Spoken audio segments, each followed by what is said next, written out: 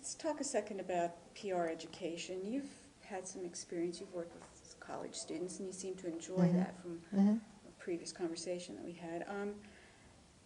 Do you believe that college graduates are entering today's workforce prepared for informed ethical decision-making? If they don't let ego get in the way. I mean, I think what we're seeing today is sort of a battle between ethics and ego. I mean, I think where people are guided by what they know is the right thing to do.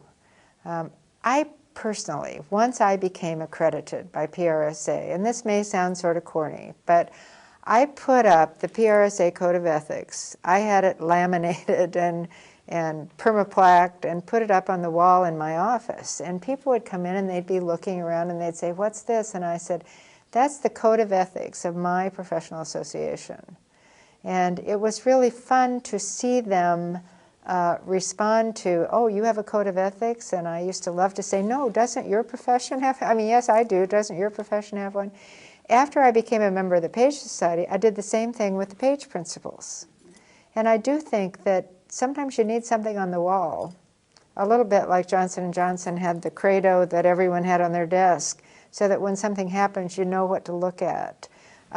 I was fortunately never asked to do something that didn't fit one of those, either the PRSA Code of Ethics or the Page Principles. I was never asked to do anything that wouldn't have been considered ethical.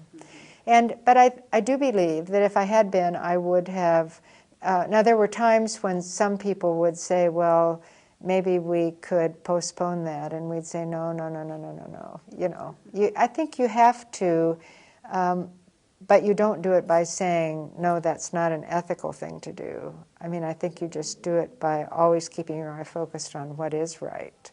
I hope that doesn't sound too corny, No. but it is.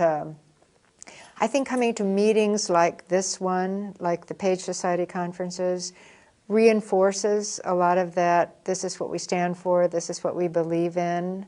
You know, when Dayton Hudson was hit with the Planned Parenthood issue, within 30 minutes of the phone call that I got from Colt Moyers, I called Marilyn Page at AT&T. And I said to her assistant, I said, "This is Ann Barkelew at Dayton Hudson. I'm in the seminar with Marilyn," because at the time I wasn't yet in the Page Society. At the time, I don't know the Page Society had opened up beyond the ranks of telephone company people. But at any rate, I said, "Tell Marilyn that I have Planned Parenthood knocking on my door, and I would really like to talk to her." She called me back within 15 minutes.